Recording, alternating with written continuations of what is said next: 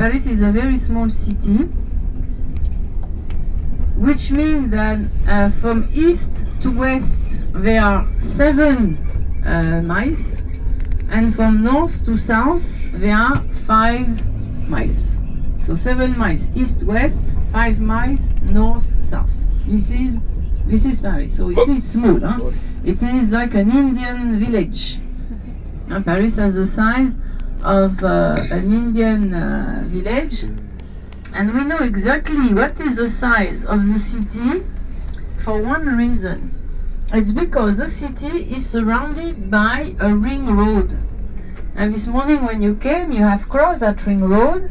The ring road is a highway all around the city, running all around the city. It has been done in 1960, and it means that since 1962, Paris is locked inside of the ring road. So it means that the territory of Paris cannot increase. And when you cross the ring road, you are not in Paris anymore. You are in the suburbs. So it means that the cities they have other names. They have other names. Straight? Yeah. Or left? Straight or left? No, turn here. Turn left. This is in the center of the city. Yeah. The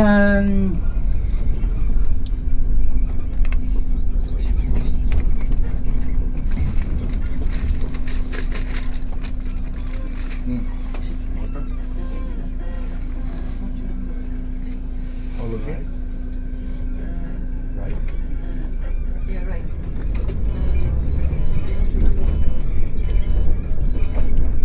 So yeah, they are in the suburb. There are other cities. So it means then other city hall, other administration, or everything is different from Paris. Now in the city, the population is 2.5 million inhabitants, and in the suburb it's about 7.5 million. So let's say Paris plus the suburb, it's about 11 million inhabitants, and the total French population is 66 million. But last year, for first time, the French population didn't increase. Didn't increase. Usually the population increase not so much, but little by little it increase anyway. But last year, no increase of the population, because the French, they don't make any more kids. So sure, population cannot increase. But anyway, it is the same almost all over Europe. So far, the French were the best in making kids, but even last year, no, not enough kids to renew the population. So now we are in the city, in one of the longest streets in Paris, which is called Rue de Vaugirard. And this street cut half of the southern bank of the city. And southern bank because Paris is divided in 2 banks. We have the Seine River in the middle of the city, and so we have 2 banks, the right bank and the left bank, and we divide the city in right bank and left bank, because if you follow the flow of the river, what's north is right,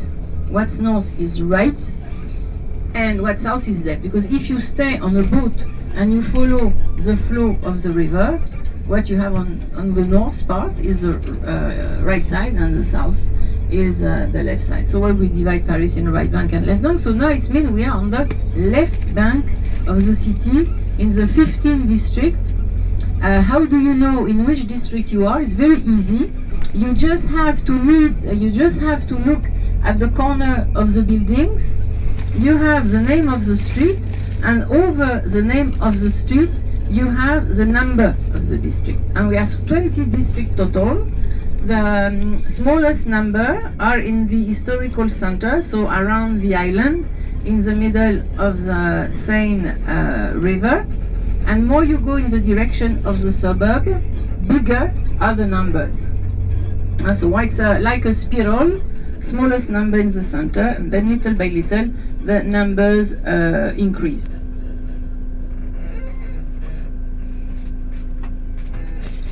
Today is mostly the city rebuilt in the 19th century, because Paris basically was a medieval city. And in 1832 we had an epidemic of cholera, and 18,000 people died in 2 months. Cholera. And in 1852, 1852, so 20 years later, Napoleon III came to power. And this Napoleon III, he has spent some time in London when he was young. And London at the time was considered a modern city, because London had burned in 1660. So when London has been rebuilt, you know, in the second part of the 17th century, it was considered a modern city at the time. And Napoleon saw this new city of London. And when he became emperor, he wanted to turn Paris in a kind of London also. And also because during the epidemic, one of the reasons why so many people died is because hygiene conditions were very bad. A lot of cases of tuberculosis, because the streets were very narrow, there was no pavement, no sewers, so it was you know, difficult hygiene conditions. And Napoleon III, he had a very good friend who was Louis Pasteur, the doctor, the scientist Louis Pasteur. And it is Louis Pasteur who has given recommendation to Napoleon III to try to improve the hygiene condition in the city. So he made a list and he said, you should do this, this and this. Alors, Pasteur, for example, he said, you should enlarge the street, because if the streets are quite large, they can be well ventilated, because before the streets were very narrow. And then Pasteur also said that the height of the building should be limited. There shouldn't be high buildings, because when you have high buildings, it means that the people living in the ground floor, they never see light and they never see the sun. And Pasteur said that for the people, it's important to have, you know, few hours of sun and fresh air. So why he said you should limit the height of the building. And still today it is like that. The height of the building is limited. No high building in the city of Paris.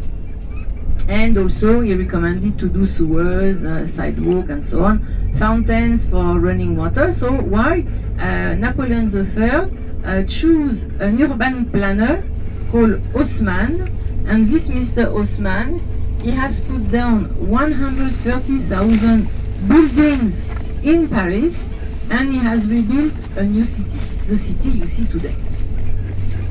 So why Paris is a city which has been mostly rebuilt in the second part of the 19th century.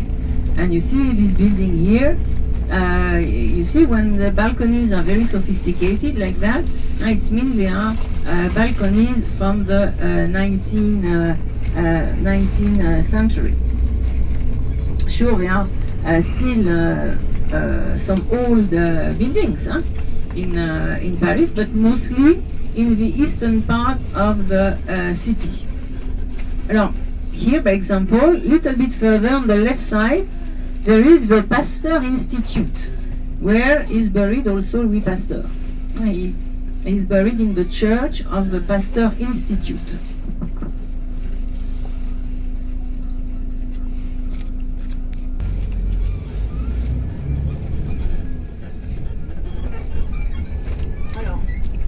So, voilà, the Pasteur Institute is here. You see this building here on the left side. It is a Pasteur Institute. And we arrive in the area which is called Montparnasse area, still in the 15th district. The 15th district is the largest in Paris. It's mostly, you know, not a very residential district, but I will say medium residential district, not very residential, because you have a lot of apartments. Most of the buildings are occupied by apartments, but it's a nice place to live because you have also many shops or food shops, so it's a easy to get food when you live in this area. When you live in the district which are too much residential, the problem is to get food because there are no supermarket, nothing. But the residential district are mostly in the western part of the city, so from Eiffel Tower to the limit of Paris, and it's because in the past the industries were located in the eastern part of the city, and as industries make smoke influence the good air from the Atlantic Ocean. Alors, a little bit further you will see on the right side the Montparnasse Tower, which is the only skyscraper we have in the city, and because as I told you before, it's forbidden to build skyscrapers in the city since the time of Napoleon the Third. Be careful, and we had two Napoleon the First, Napoleon Bonaparte, who became emperor in 1804 until 1810, and then his nephew Napoleon the Third. No Napoleon II, because he died when he was 21 years old by disease, so he never ruled the country.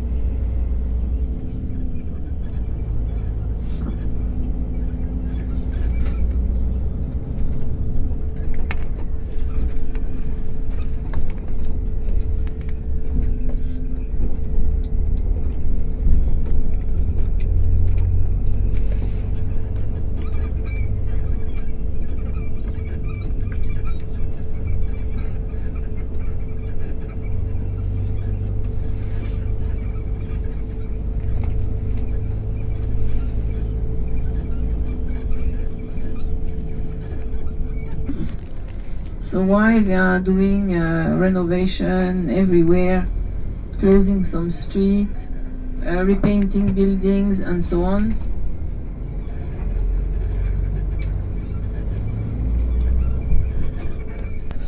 And look here, on the behind you, the Montparnasse Tower, 210 meters high, 54 floors, but only offices. French people doesn't like to live in skyscrapers. So it's not in the taste of the French. So you can't ask French people to live in skyscrapers. They don't feel well.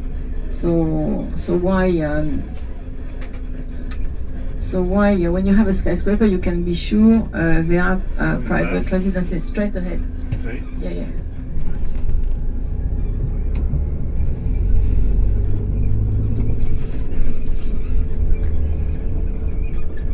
Number 6, beautiful district, this one, beautiful buildings, everything is nice in this area. It is also one of the most expensive in Paris. Here it's a square meter is about 20,000 euro per square meter. 20,000 euro per square meter. And anyway, they are almost impossible to find. Very, very difficult to find an apartment available in this area, for renting or for buying. And soon, at the end of this avenue, you will see a church, Saint-Germain-des-Prés. Des Prés, it's mean in the fields, because during the Middle Age, this abbey, there was a full abbey, in fact, but the abbey was destroyed during the French Revolution. Only a small section of the church is left, and no, right? No, straight. Okay. Is left, and this abbey was huge, outside of the wall of Paris. So why it was called in the fields, because outside of the wall of the city.